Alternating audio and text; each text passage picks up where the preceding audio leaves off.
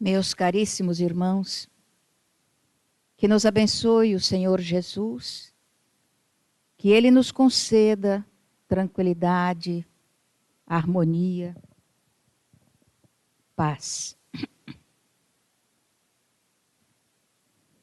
O barco de Simão se engrava lento, o mar da Galileia. Quando o vento impetuoso levantou seu braço enorme, desaba impiedosa tempestade. Dos discípulos é grande ansiedade, enquanto o mestre dorme. Encresparam-se as ondas bruscamente, a água invade tudo de repente e o pânico se fez na embarcação. É chamado Jesus com impaciência. Todos querem saber que providência tomará ele então. Não te importas, Senhor, que pereçamos? Não vês que aflitos todos nós estamos ante a fúria cruel da tempestade? O rabi de Judá põe-se de pé, a todos demonstrando a sua fé, a sua autoridade. Por que ficais, meus filhos, tão aflitos? Quando tendes poderes infinitos que o Pai Celestial vos outorgou? Acaso sois mais fracos do que o vento que, sacudindo o mar neste momento, vos atemorizou? Acaso a vossa fé é tão pequena que a fúria da borrasca não serena, escutando de perto a vossa voz? O Pai nunca abandona os filhos seus. No céu, na terra, em tudo existe Deus, principalmente em nós. Jesus levanta a sua destra augusta, erguendo então a voz severa e justa, diz ao mar: acalma-te, emudece. Cala-se o mar como que por encanto, e a tempestade, ante o geral espanto, então desaparece. Quem será esse, a cuja voz o vento torna-se manso e calmo de momento, como por nós foi neste instante visto? Calam-se todos, logo pressentiram. Só faria por certo o que eles viram quem fosse o próprio Cristo. E ainda hoje, a todo mundo encanta a lição por demais sublime e santa que nos legou Jesus de Nazaré. Por ela, muito claro percebemos o quanto um dia todos nós faremos, quando tivermos fé. O poema é de José Soares Cardoso. Cardoso que, na expressão de Chico Xavier, era o poeta de Maria, o poeta de Jesus. Era assim que Chico Xavier se dirigia a José Soares Cardoso. São poemas extraordinários, principalmente porque nos convida a uma profunda e generosa reflexão. Pensarmos, nos leva a pensar. Ele encerra o seu mote poético fazendo uma afirmativa. O quanto um dia todos nós faremos, quando tivermos fé. Diz ele que nós poderíamos, inclusive, interferir nos fenômenos naturais da natureza.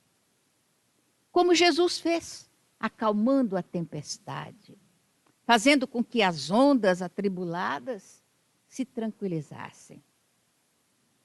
E, na passagem evangélica, ele faz a indagação: por que ficais tão aflitos?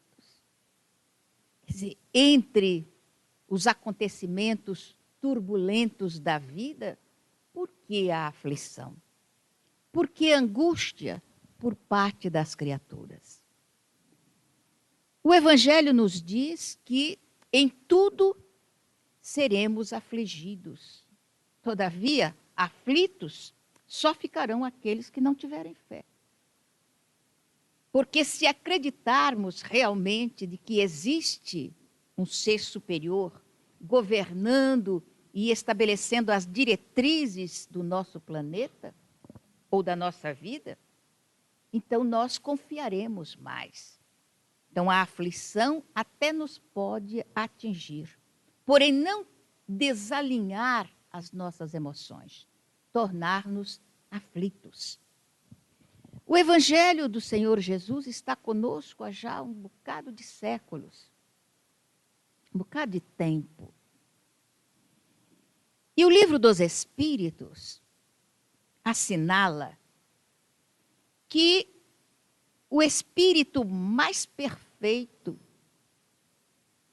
mais evoluído, mais expressivo, que veio à Terra para nos servir de modelo, aposto que todo mundo sabe a resposta, né? O modelo e guia da humanidade.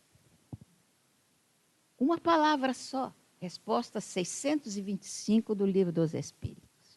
Jesus. A gente começa a pensar, então, nessa resposta.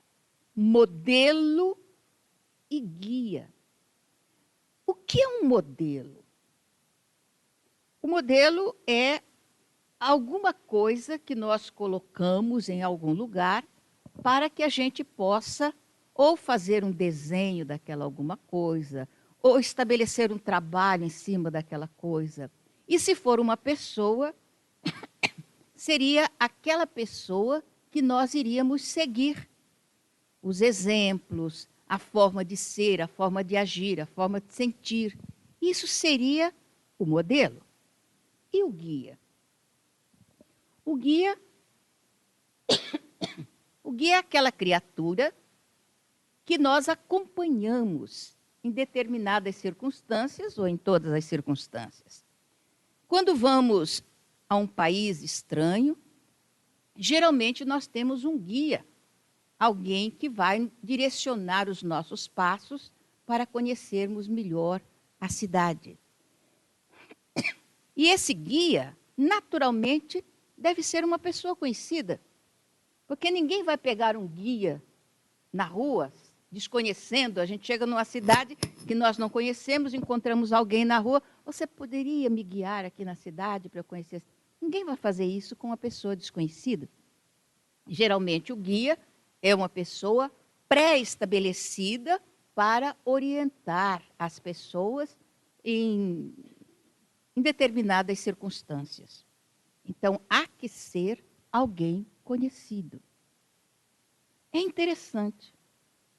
Quem é o modelo e guia da humanidade? Jesus. Os seguidores de Jesus somos nós, os chamados cristãos. Então, eu acredito que se eu perguntasse aqui quem é cristão, acho que todos diriam que... E se eu perguntasse qual o modelo e guia seguido por todos? A resposta seria uma só: Jesus. Aí a pergunta que a gente não pode deixar de fazer: por que você é cristão? Já pensou nisso? Por que razão você adotou para si o cristianismo? O que é que te fez cristão? Normalmente, nós fazemos uma opção na Terra para alguma coisa. Nós optamos por aquilo que vamos estudar, nós optamos por aquilo que vamos fazer, nós optamos pela pessoa com a qual nós vamos nos casar, etc, etc. Fazemos opções para com tudo. Qual foi a sua opção? Como e por que dessa opção de escolher o cristianismo para acompanhar? Já pensou? Então, a gente ouve as mais diversas respostas a essa pergunta. Eu faço essa pergunta a mim mesma. Por que eu sou cristã? Por que eu não sou muçulmana? Por que eu não segui Buda? Por que eu não segui Confúcio? Por que eu não segui um outro líder religioso? Por que eu sou cristã? Que hora, quando foi, que momento eu escolhi o cristianismo para seguir? A resposta é: não escolhi. Não é essa a resposta? Quem aqui escolheu o cristianismo para seguir? Alguém fez essa escolha? Alguém? Ninguém responde, então ninguém fez essa opção. Ninguém aqui optou por ser cristão? Não, ninguém optou. Se alguém disser que sim, não é verdade. Nós somos cristãos porque a gente está seguindo o caminho de todas as pessoas. Eu sou cristã porque a minha bisavó era, a minha avó era, a minha tataravó era também, o meu pai, a minha mãe. Todas as pessoas que eu conheço são cristãs e o nosso governo é cristão. Tudo é cristão. Todas as pessoas são cristãs. Por que eu vou ser diferente? Aí a pergunta, por quê? Por que você vai ser diferente? Mas aí a minha resposta, eu tenho que ser diferente. Eu não posso simplesmente seguir a manada. Como se eu não tivesse o direito de raciocinar, o direito de escolher, o direito de optar. Então tem que chegar o momento em que eu vou parar e vou pensar, por que é que eu sou cristã? Aí a resposta que as pessoas dão, porque eu sigo Jesus. Outra resposta que deixa muito a desejar. Você segue Jesus? Mesmo? Olha o que foi que ele disse no seu evangelho. Para segui-lo, temos que ser os seus discípulos. E ele diz no evangelho, os meus discípulos não serão desconhecidos nunca. Os verdadeiros discípulos serão reconhecidos por quê? Por muito se amarem. Olha só o que ele diz, os meus discípulos serão reconhecidos por muito se amarem. Quer dizer que eu vou ter uma marca em mim, se realmente eu sou cristã. Nem precisa botar fitinha na camisa, não precisa. Basta que as pessoas me olhem e vão me reconhecer como cristã, seguidora de Jesus. Por quê? Porque eu serei aquela pessoa mansa, pacífica, companheira, amiga, fraterna, que jamais ofendo ninguém, que jamais hostilizo ninguém. Assim, não há necessidade de nenhuma marca em mim ou de usar uma camisa que estabeleça que eu seja cristã. Nada. Será o meu comportamento que irá estabelecer o cristianismo que vige em mim. Todavia, se eu vou eleger o cristianismo como sendo a motivação religiosa em minha vida, eu vou ter que saber por que eu estou fazendo essa escolha. É como a pessoa que vai escolher a sua profissão. Por que está escolhendo? Isso ainda é resquício de chikungunya, gente.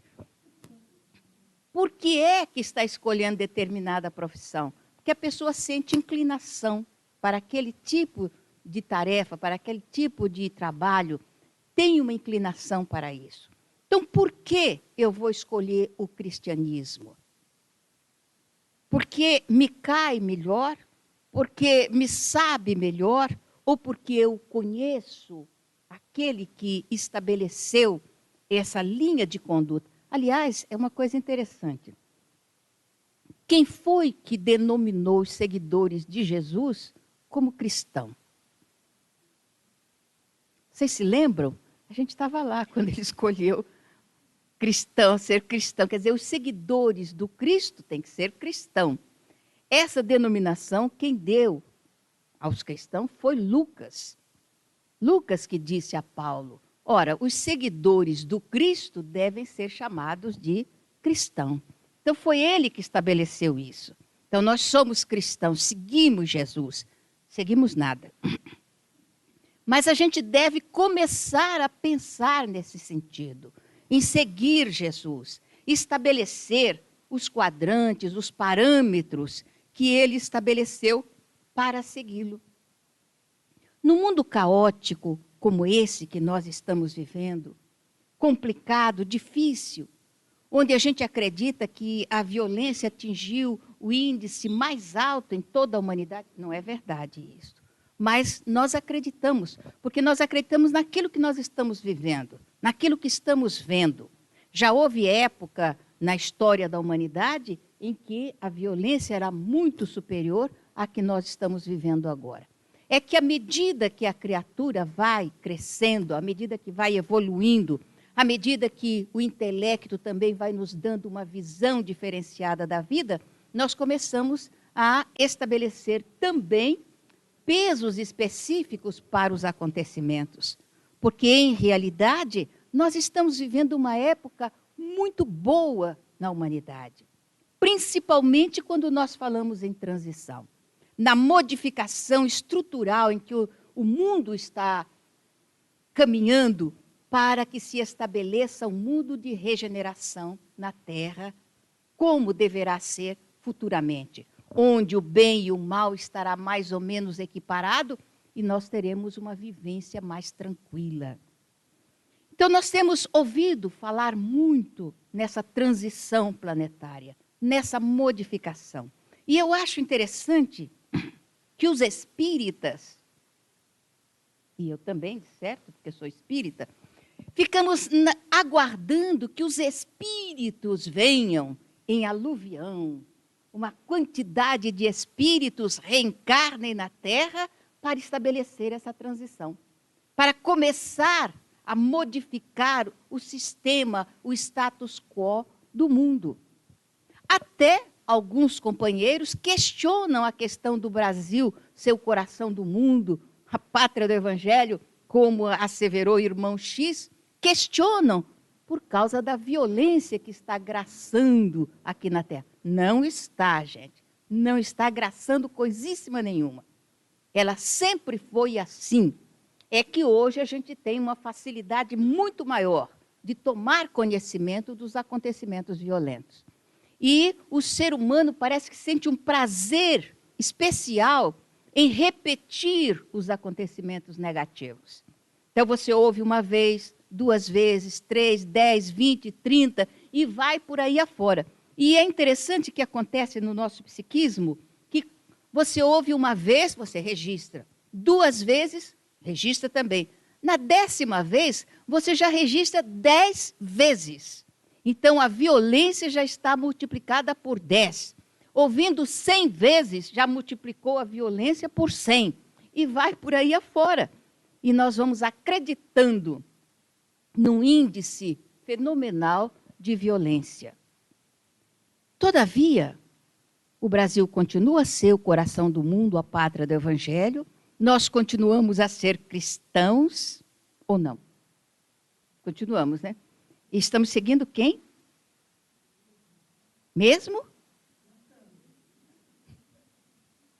Para segui-lo, se faz necessário conhecê-lo. Conhecê-lo. Eu estava numa casa espírita muito querida e eles me deram um tema. O tema era Jesus, luz do mundo. E eu comecei a falar e em determinado momento eu falei assim, o tema, eu estou saindo do tema. O tema é Jesus, luz do mundo. Mas quem disse que Jesus é luz do mundo? Quem foi que falou que ele é a luz do mundo? Eu não fui. E aí eu perguntei, a senhora sabe? Eu também não fui. O senhor sabe? Não fui eu também. E todos os companheiros foram seguindo a minha resposta. Não fui eu não fui. Eu falei, então, por que eu vou falar desse tema, Jesus, luz do mundo, se eu não sei quem foi que disse isso? Ah, mas a gente também não sabe. Alguém disse. Falei, mas quem foi esse alguém? Que autoridade tinha esse alguém para dizer que Jesus é a luz do mundo? Ah, mas ele é o modelo e o guia da humanidade. Eu falei, quem foi que disse isso? Ah, foram os espíritos. Disseram isso para Allan Kardec. Eu falei, ah, bom, então agora eu vou concordar que ele seja modelo e guia. Porque os espíritos disseram, mas que ele seja a luz do mundo? Eu não vou acreditar nisso, porque eu não sei quem foi que disse. Eu não sei se a pessoa que disse isso é uma pessoa credenciada. Quem foi que disse isso? Eu não fui. Não? Ninguém aqui disse que Jesus é a luz do mundo? Foi ele mesmo quem disse isso. Foi ele que fez a afirmativa. Eu sou a luz do mundo. Aquele que andar em mim jamais estará em trevas. Olha bem o que foi que o nosso modelo e guia disse. Aquele que andar em mim jamais estará em trevas. Então, espíritas, meus irmãos, cada vez que nós afirmamos que a violência está graçando aqui na Terra, que o mundo está violento, cada vez que eu ouço alguém dizer que tem medo de ir ao Rio de Janeiro por causa da violência, não está andando em Cristo. Porque se estiver, não vai temer a treva da violência, de forma nenhuma. Porque estará andando com Cristo. E se for espírita, principalmente, vai saber que nada acontece por acaso. Se a gente tiver que ter um passamento violento, vai acontecer em qualquer lugar. Até andando no meio da floresta, uma cobra pica, um bicho pode atacar e pronto, aconteceu. Não existe bala perdida, a bala vai encontrar aquela criatura que precisa recebê-la. Eu gosto de receber bala de açúcar, doce. Bala de chumbo, não. Então, as pessoas, nós vamos criando para nós o clima de terror, o terrorismo. Olha o que é que Jesus diz no momento em que a tempestade sopra violentamente, o mar está tumultuado e os discípulos estão apavorados. Dois aspectos importantes nessa passagem evangélica. Primeiro, eles estavam ao lado de quem? Ao lado de Jesus. Olha só, nem importa que seja Jesus que esteja do nosso lado, quando o terror bate as portas do coração, a gente não se importa, não quer saber nem se é Deus que está aqui do lado. A gente quer salvar a vida, porque nós amamos essa vida, apesar de saber que ela é transitória. Que nós não pertencemos à terra, que nós pertencemos ao mundo espiritual. Então Jesus se levanta, tranquilo, no barco que está sendo jogado para um lado e para o outro, e faz uma indagação tão tranquila. Por que ficais, meus filhos, tão aflitos? Seria como se nesse instante entrasse aqui algumas criaturas armadas e anunciassem um assalto. O que é que nós faríamos? A gente continuaria sentada tranquilamente. Sim, meu irmão, quer levar a bolsa? Leva a minha, essa daí, está aí. Vai em paz. A gente faria isso? Ou a gente iria correr, tremer, ficar apavorado, desesperado, esquecendo que está dentro de uma casa espírita, que os espíritos estão aqui, que nós acreditamos que a casa seja de Jesus, que o doutor Bezerra possivelmente esteja aqui. Foi a mesma coisa. Veja bem, foi semelhante àquilo que Joana de Ângeles disse ao Divaldo. Divaldo estava deitado, ele tinha tido um infarto, estava bem fragilizado, estava deitado e ela chegou tranquilamente e perguntou, o senhor não vai para o centro? Aí ele disse, minha irmã, eu estou quase morto. E ela disse, daí, eu estou 100% morta e não estou reclamando. Então, quer dizer, o óbvio. Imagina, eu estou quase morto falando com uma pessoa que, dentro da linguagem comum, é considerada morta. Quer dizer, é o nosso pensamento. Nós também pensamos assim. Por quê? Aí, o José Soares Cardoso termina o seu poema dizendo: o quanto um dia todos nós faremos, quando tivermos fé. O que nos falta é a fé. E olha que Jesus nem pediu uma fé gigantesca. Ele disse: quem tiver a fé do tamanho de um grão de mostarda, poderá dizer à montanha das nossas imperfeições, naturalmente, saia daqui para lá, e ela vai sair. Por quê? Porque nós teremos fé. A nossa crença não estará nas coisas banais que ocorrem no mundo. A nossa crença estará nas coisas espirituais que são importantes para o nosso crescimento. Então, nós estamos falando em transição planetária. Mais do que nunca, acho que vocês já ouviram falar de transição planetária um monte de vezes. Manuel Filomeno de Miranda escreveu 3 livros falando dessa transição planetária. E eu já vi tantos companheiros dizendo que está na expectativa da reencarnação dos luminares da espiritualidade, que vão chegar aqui e fazer essa revolução. Possivelmente vão enforcar ou decapitar todos os marginais que houverem aqui na Terra e vai estabelecer esse mundo, fazer como Elias fez, né? Decapitou todos os sacerdotes de Baal para estabelecer. Não tem nada disso.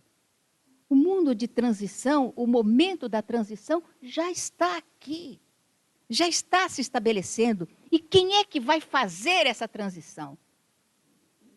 É você.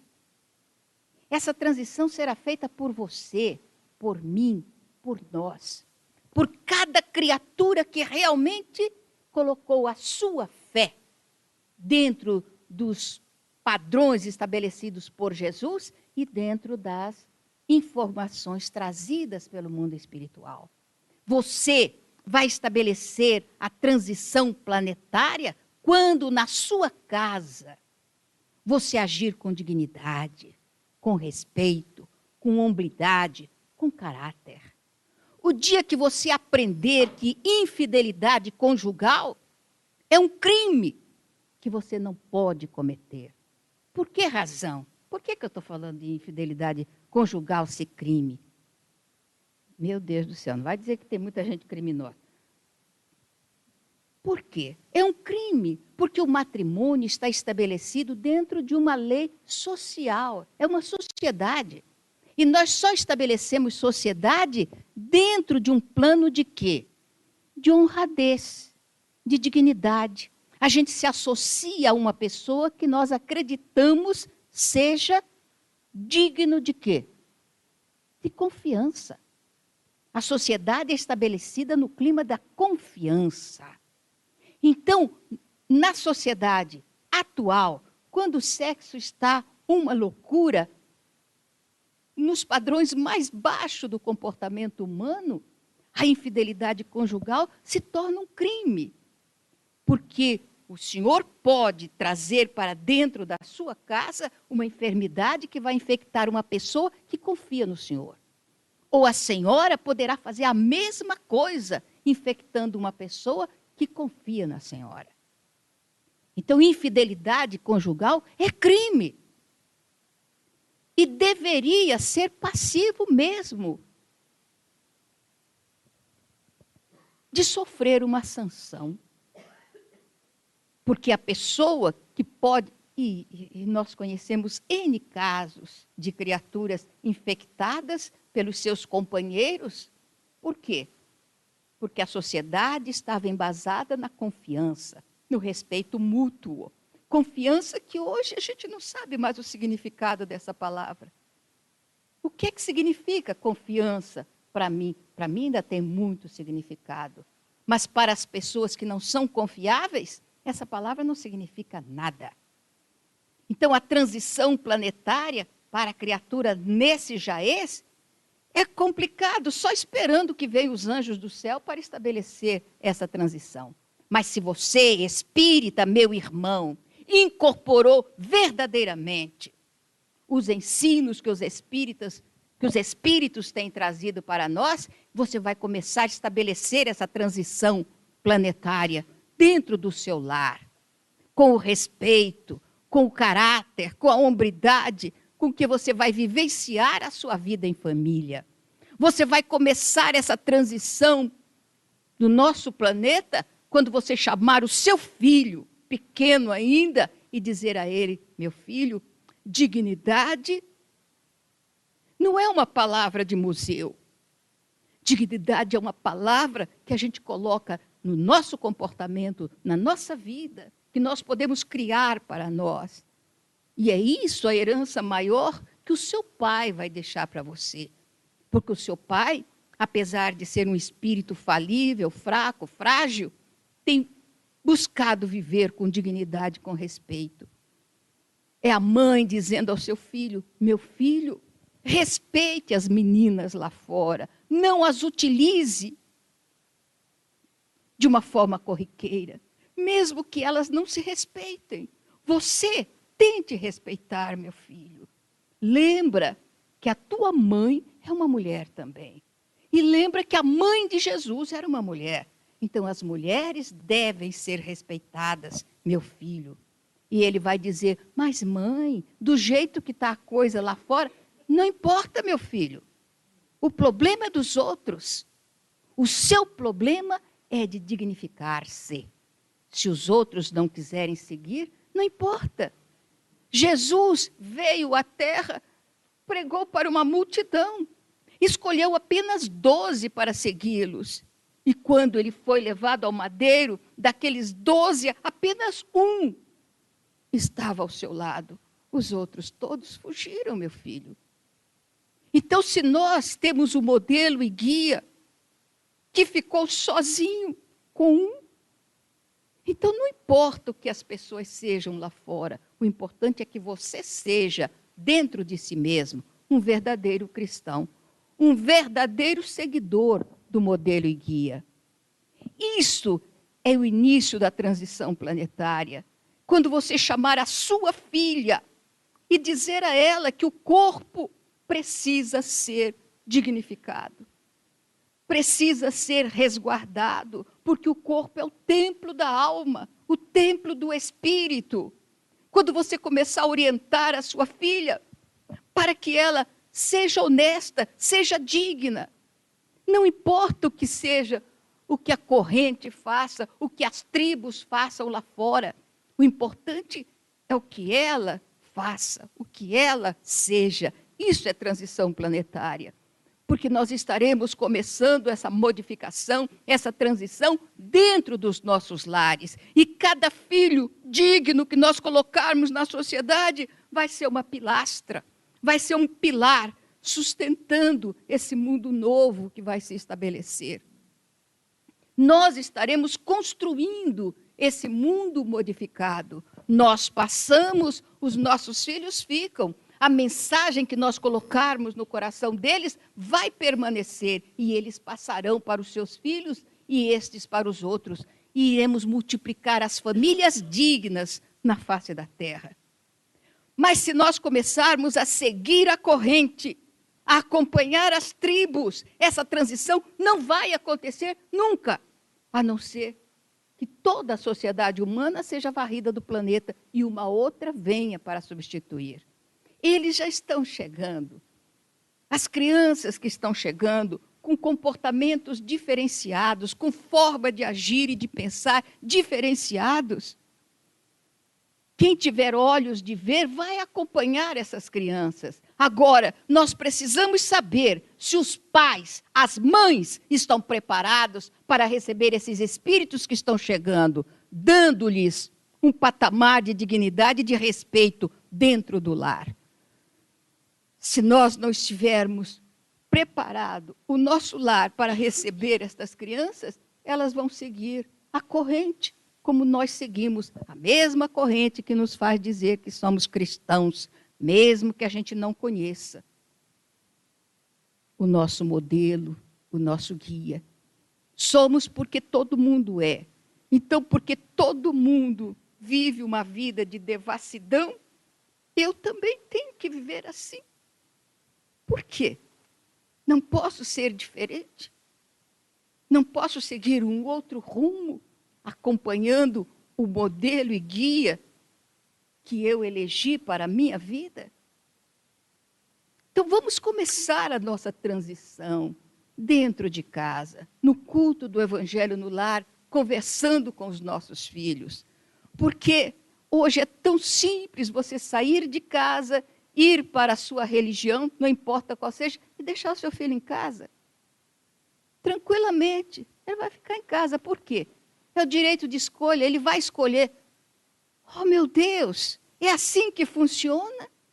Se nós nos recordarmos que o ser humano é o animal que mais demora a ter a sua liberdade de ação, nós vamos pensar que o Criador fez assim.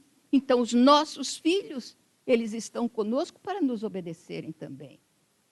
A gente pega um cachorrinho de 1 mês, tira da sua mãe e dá a outra pessoa que vai dar um leitinho para ele, que vai dar uma comidinha, ele sobrevive. O gatinho sobrevive, o pintinho sobrevive, o patinho sobrevive. Mas a criança, o ser humano, está com 10 anos, dependente. 15 anos, dependente. 18 anos, dependente. E na situação atual, 40 anos, dependente também. Porque eles não são capazes de se libertarem. Nós não somos capazes de dar a eles as condições de serem adultos. E eles não têm condições de ser adultos. Então, a nossa geração é uma geração frágil, geração fraca, de criaturas que não têm capacidade de estabelecer opções. A gente chama papai na hora que precisa. Por qualquer problema, papai. Ou então, mamãe. É a palavra que vem na nossa boca no momento de necessidade. Vamos pensar, espíritas que somos nós, em estabelecer essa transição planetária agora, enquanto é hoje. Nós gostamos de acompanhar as crianças que estão chegando. Então, algumas que estão perto, a gente vai acompanhando a trajetória delas. E entre essas crianças que eu tenho acompanhado, tem um menino que me deixa bastante encabulado pela forma dele ser. Desde 4 anos de idade, ele tem demonstrado ser um menino diferenciado. Mas, aos 5 anos, é filho de um casal muito harmonioso, que se gosta muito. Então, o pai chega em casa, abraça a mãe e tal, fica os dois juntos, vão para a cozinha, preparam o jantar, estão ali sempre embolados e tal, e ele vai crescendo nesse templo de carinho que é o lar onde ele nasceu. E o pai é professor, e certa ocasião ele chegou para a esposa e disse, olha, eu estou com um trabalho muito grande para fazer, então eu vou precisar de pelo menos 3 dias de tranquilidade. Então você segura as pontas, que eu vou chegar e vou para algum lugar reservado lá e vou fazer o meu trabalho. E ela disse, tudo bem. Então ele tinha o costume de chegar, ir para a cozinha, preparar o jantar, dar banho nas crianças, aquela coisa toda. Mas ele chegou e cumprimentou e foi para o quarto, pegou o computador, sentou lá e começou a trabalhar. Primeiro dia, no segundo dia aconteceu a mesma coisa. No terceiro dia ele chegou em casa e foi para o quarto com o computador, sentou lá e ficou e tal. E a esposa estava na cozinha preparando o jantar. O menininho pegou o celular e bateu na porta, pediu licença, porque ele faz isso sempre, pediu licença. Aí o pai, pode entrar. Ele entrou e falou, papai, põe para gravar. Aí o pai acertou lá o celular para poder gravar. Aí ele parou na frente do pai, com o celular na mão, e falou assim, fala, papai, eu te amo. Aí o pai, nossa, adora aquele menino, os filhos todos, falou, ah, meu filho, claro, eu adoro você, eu te amo, meu filho. Não, papai, não para mim. Fala, eu te amo, mamãe. Ele ficou assim, mas eu amo a sua mãe. Fala, papai, eu te amo, mamãe. Ele falou, eu te amo. E disse o nome da esposa. Aí ele saiu correndo E o pai levantou e foi atrás. Ele chegou, puxou a mãe e falou assim: olha, mamãe, papai te ama. Aí eles entenderam. O clima tinha saído da rotina. Aquela rotina de chegar em casa, abraça a esposa, vai para a cozinha, ou vai para o banheiro, dar banho nas crianças, são 2 filhos, dar banho nas crianças, sentarem juntos na mesa para o jantar e tal. Aquela rotina tinha parado. E ele não sabia o motivo. Ele acreditou que estivesse havendo alguma desavença entre papai e mamãe. Então, ele não diz nada, não pede ao pai que vá dizer à mãe, pega, diz, papai, eu te amo. Não, papai, para a mamãe. Fala, eu te amo, mamãe. Então, chamando a atenção. E outras coisas que esse menino tem feito na escola, que é muito interessante. A professora contando para a mãe dele, é uma escola diferenciada, onde as crianças são muito bem cuidadas e tal.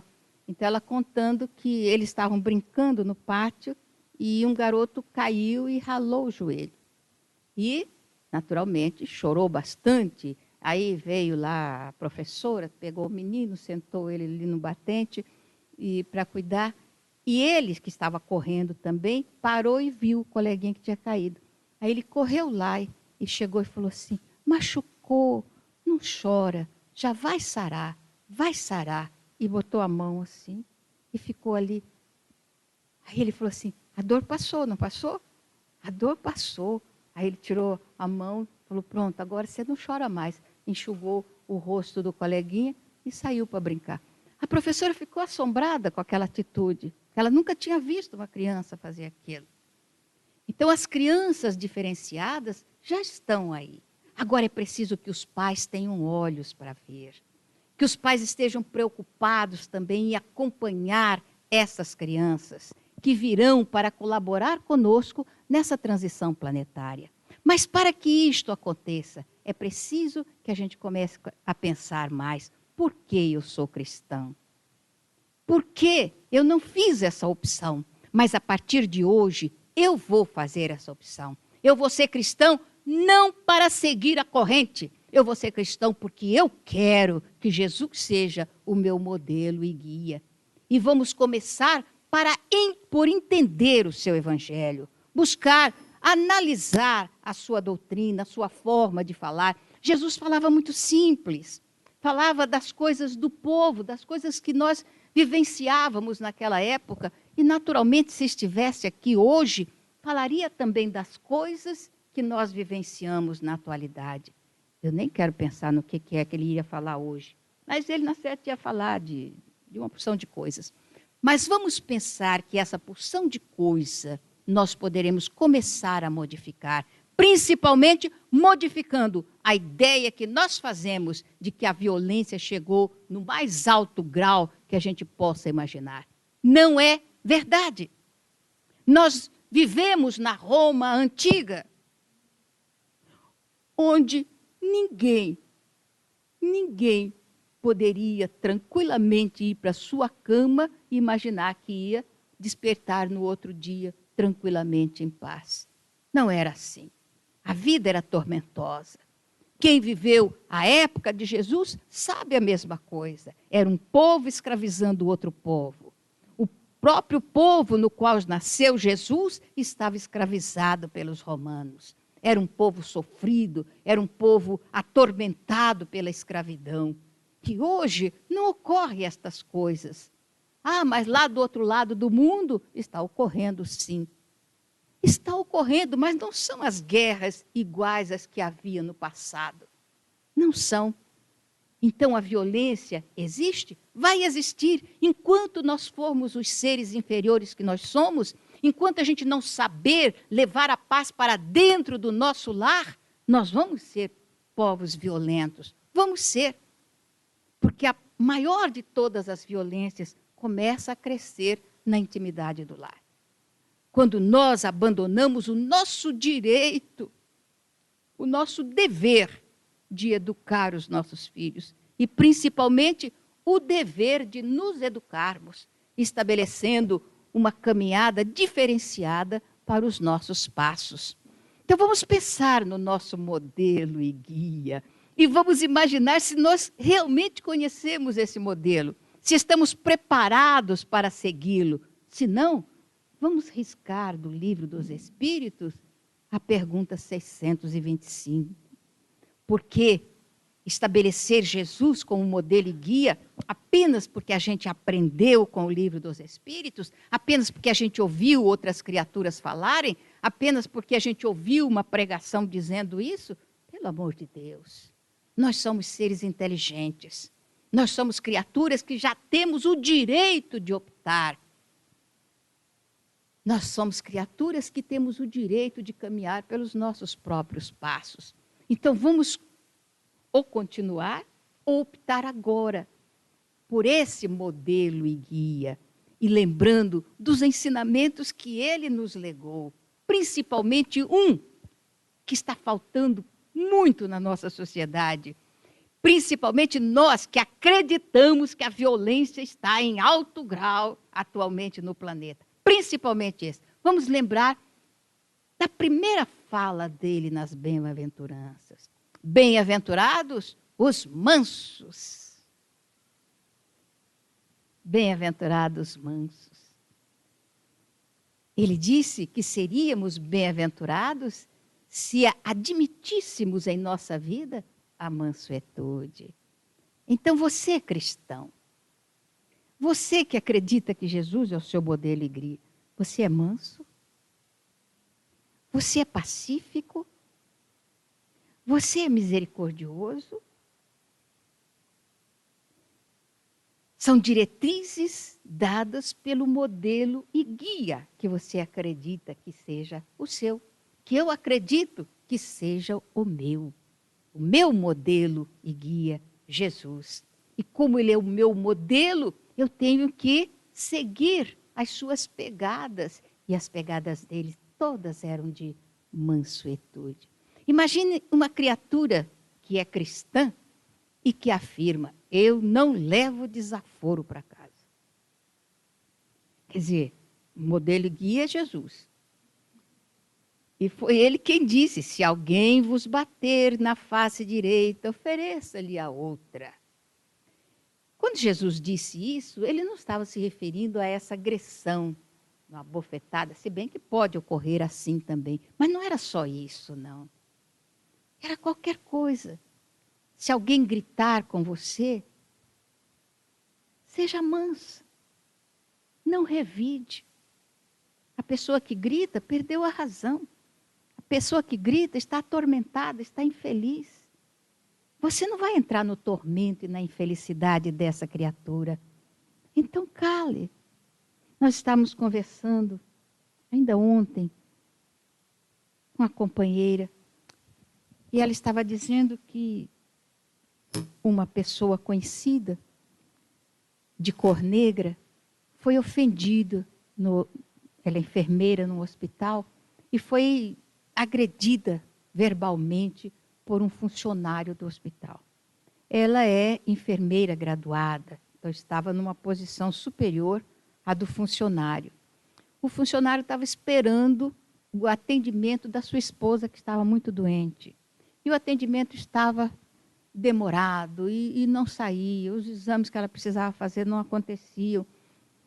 E chegou um momento que ele se exaltou e disse muitos desaforos. Inclusive, ofendeu-a na sua cor, na sua raça. E ela então pediu uma opinião. Falou: eu devo dar parte na polícia? Porque hoje o racismo é alguma coisa que sofre uma sanção. Eu devo fazer isso? E a pessoa espírita disse ela sim. Ainda mais que foi na frente de outras pessoas. Deve ir sim, para que isso não se repita. Aí perguntou para mim: o que é que você acha? Eu fiquei calada, porque ela já tinha dado a resposta. Eu falei: filha, você quer a minha opinião verdadeiramente? Sim, eu quero. Se não, esse senhor pediu desculpas, Ela falou, pediu. Ele voltou e pediu desculpas depois. Muito bem. Mas acontece que ele pediu desculpa a ela e as outras pessoas. Ela é chefe daquelas criaturas que estavam ali. Ela foi desrespeitada na frente daquelas pessoas. E da parte da polícia, levar o homem à polícia, vai resolver essa questão? Pelo menos ele não vai repetir. Será que não? Quantas pessoas vão presas, ficam na cadeia, saem da cadeia e voltam a cometer crimes também? Quer dizer, a polícia não muda as pessoas? A cadeia não muda as pessoas? Esse tipo de sanção aqui na Terra, na situação que nós estamos, não muda as pessoas. Vamos ver as razões. Quer dizer, esse homem estava acicatado, a esposa doente. É uma pessoa pobre porque o trabalho que ele realiza não é remunerado assim. E está sem receber já um bocado de tempo. Como estará a família dele, os filhos dele? A esposa está no hospital e os filhos em casa. Possivelmente ele trabalha o dia todo, volta para casa e vai atender a família porque a esposa está ausente. Vamos pensar nessa situação toda. E você é espírita, a companheira também é. É justo? Ela falou, pensando assim, não.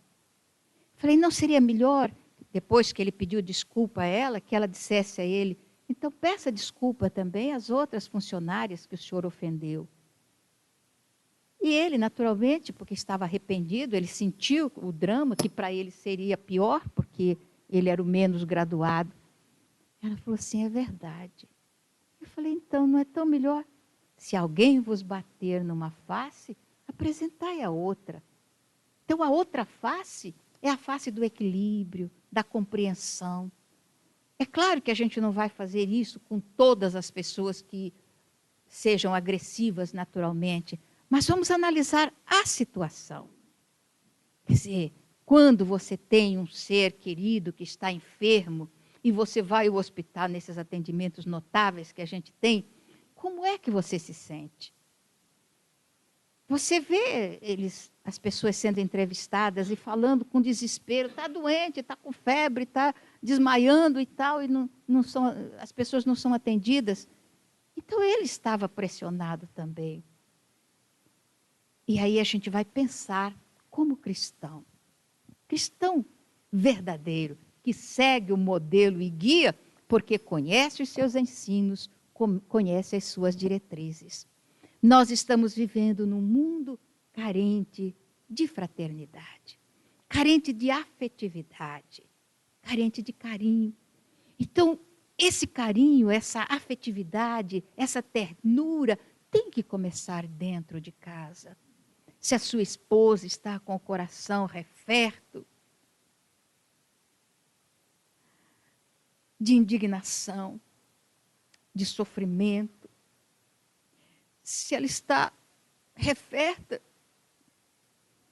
de aborrecimento, de amargura pelo seu comportamento, o seu lar não é cristão.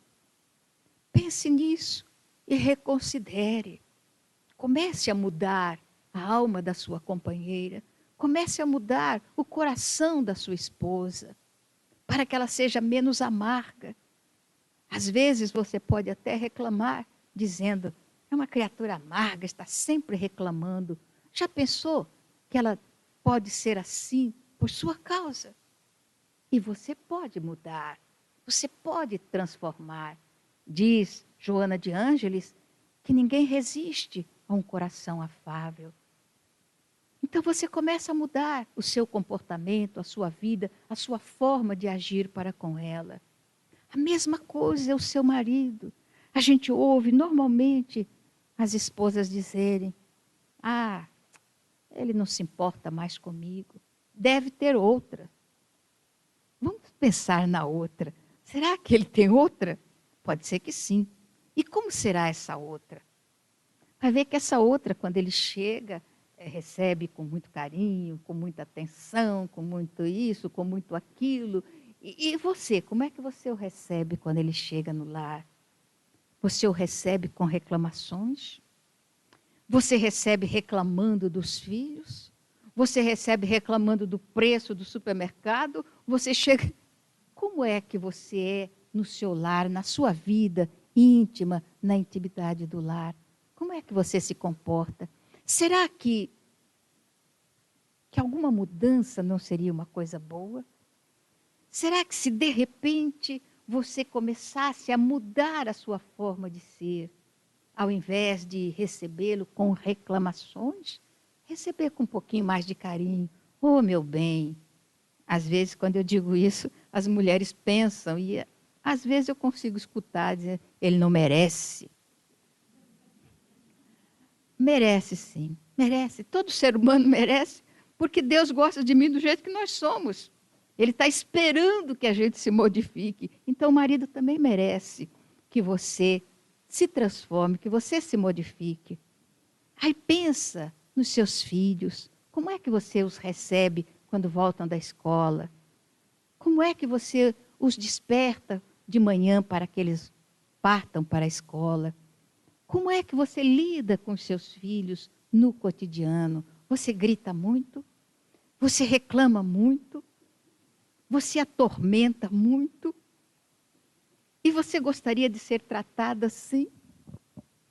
Às vezes a gente recorda dos nossos pais e pensa, se um dia eu tiver filho, eu não vou ser como meu pai, como a minha mãe.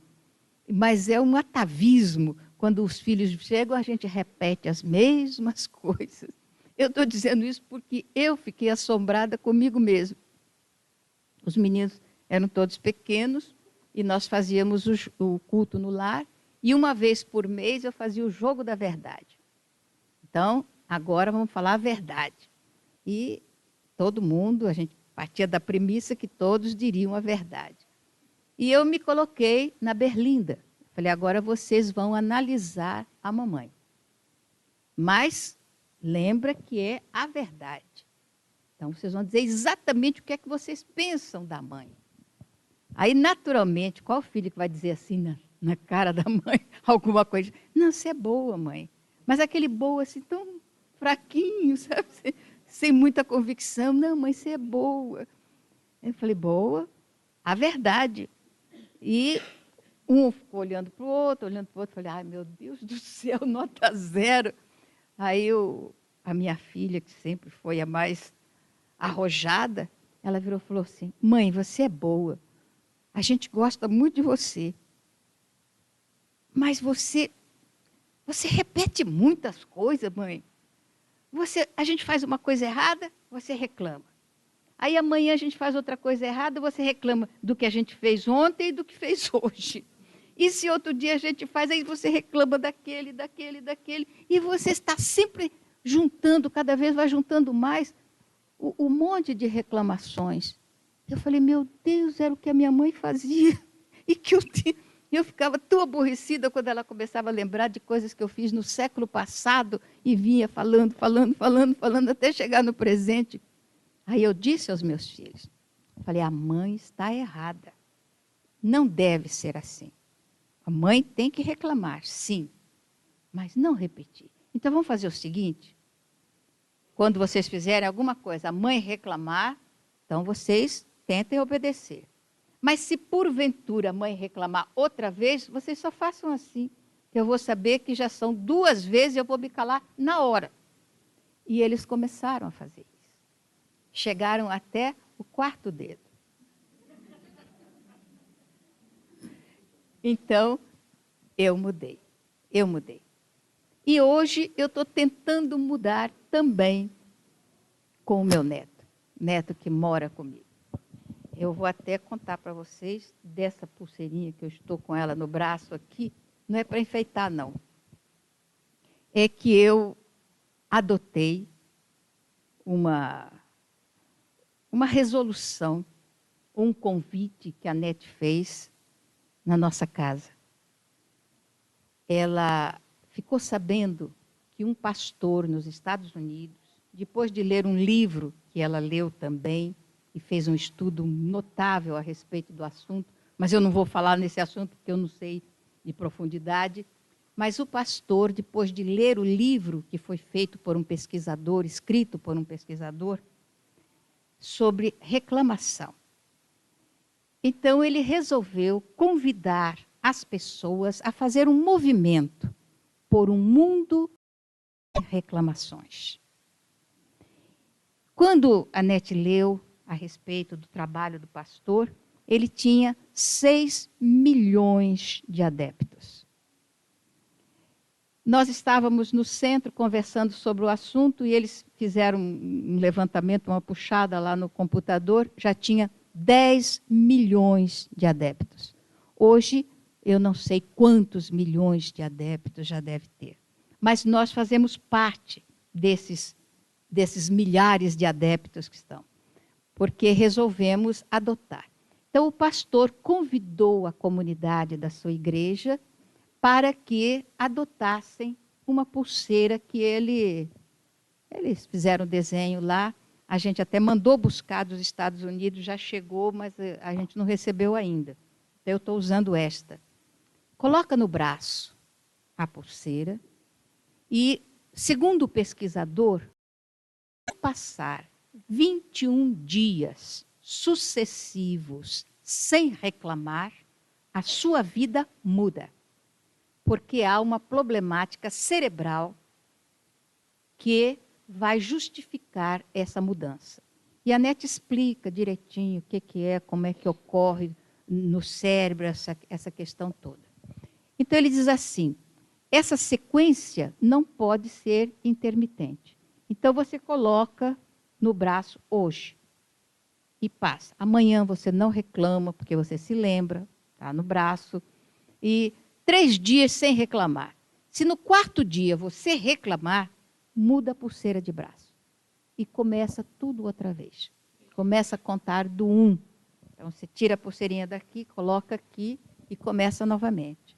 1 dia, 2 dias, 15 dias. Você reclamou, tira a pulseira, passa para o outro braço e começa tudo de novo. 1 dia, 2 dias. Quando você completar 21 dias sem reclamação, vai haver uma mudança radical na sua vida. Então, um dia, quem sabe, a Anete conta para vocês, ou então vocês veem na internet a palestra dela, ela explica direitinho por que ocorre isso. Mas nós estamos fazendo isso. E a gente está computando as mudanças que já ocorreram. Eu consegui ficar 2 semanas. Consegui. Estava na maior felicidade, estava neste braço aqui. Então, vocês já viram que comecei tudo de novo, que eu passei para o outro braço. As mudanças são, primeiro, eu me sinto mais alegre. Eu tenho cantado mais vezes em casa, estou cantando e tal. O meu neto está mais alegre. Marlene conhece o meu neto, sabe como ele é. Ele cantava lindamente, depois um dia ele deixou de cantar e não cantava mais. Ele começou a cantar outra vez, Marlene. Às vezes eu pego ele cantando, acompanhando no computador, ou no banheiro ele canta. Começou a tocar o piano mais vezes. Então, houve uma mudança no comportamento do meu neto, que era a pessoa com a qual eu reclamava. Então, eu entrava no quarto, meu filho precisa largar a bolsa jogada no chão e o sapato, será que não tem um lugar para botar o sapato? Meu filho tem a roupa... E o menino... Eu parei. Então, o que é que eu faço? Ele vai para a escola, eu arrumo o quarto dele. Quando ele volta, eu falo, filho, não está tão lindinho o seu quarto? Olha só que coisa boa que está. Você chega, a cama está arrumadinha, não tem roupa no chão, não tem nada, você tem espaço para caminhar. Não está tão melhor? Olha, gente, eu tenho a impressão que ele ficou pior. Que ele gostou do fato de eu estar juntando tudo, deixa mais coisas. Mas ele está feliz. Está mais feliz. E hoje, quando eu começo a juntar as coisas, ele vai e me ajuda. E junta também e tal, e leva para o coisa. Então, para o bem-estar da nossa casa, e principalmente para o nosso bem-estar, porque eu realmente estou me sentindo mais feliz, apesar de não ter completado ainda os 21 dias, não ter conseguido. Mas um rapaz que possivelmente ficou sabendo disso antes da gente, ele foi entrevistado na Ana Maria Braga. E ele falou exatamente isso que eu estou dizendo. Que ele conseguiu ficar 19 dias com a pulseira no braço e já estava crente que estava terminando. Aí pronto, teve que mudar de braço, começou tudo de novo. E é impressionante. Vocês procurem no computador por um mundo sem reclamações. Vocês vão ver que já tem milhões de pessoas fazendo essa tentativa. Uma coisa importante, é fácil? Não é. Não é. Tanto não é que a pulseira demora. Olha, a pessoa que conseguiu 21 dias demorou 1 ano para completar 21 dias. E eu só soube de uma pessoa, nesses milhões, de uma pessoa que conseguiu completar esses 21 dias. Agora, o bom é quando você completa 21 dias. Agora, eu não vou explicar o que acontece, porque eu também não sei explicar. Eu sei o que é que acontece, mas a explicação é mais científica, não é a minha área, não é a minha forma de ser. Mas é um convite que a gente faz para vocês. Experimentem. Uma pulseirinha. Se vocês quiserem entrar no número desses milhões que estão acompanhando, o pedido é feito, o computador dá o endereço, é feito nos Estados Unidos para esse pastor que iniciou esse programa. Nós pedimos 100 pulseirinhas, que já chegou, o rapaz ainda não foi buscar. Então, nós já estamos sendo contados nesses milhões de pessoas. E vocês podem aderir. Se não quiserem pedir a pulseirinha lá para o pastor, não tem importância, começa em casa, qualquer uma que vocês colocarem no braço. Tem gente que coloca até esses elásticos de cabelo, coloca no braço. E honestamente, porque você está lidando com você, com o seu bem-estar. Então, haja honestamente. Você reclamou, troca de braço. Mesmo que você troque de braço várias vezes, não tem importância. Mas façam isso, por um mundo sem reclamações. Por que ficais, meus filhos, tão aflitos, quando tendes poderes infinitos que o Pai Celestial vos outorgou? Acaso sois mais fracos do que o vento, que sacudindo o mar neste momento vos atemorizou? Acaso a vossa fé é tão pequena, que a fúria da borrasca não serena, escutando de perto a vossa voz? O Pai nunca abandona os filhos seus. No céu, na terra, em tudo existe Deus, principalmente em nós. Muita paz, muito obrigada.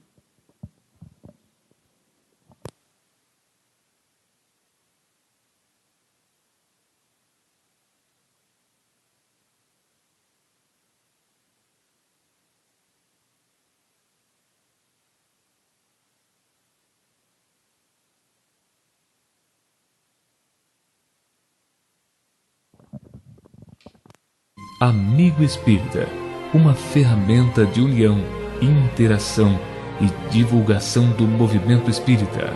Acesse www.redeamigoespírita.com.br e confira nosso acervo disponível. Rede Amigo Espírita, divulgando, instruindo e unificando.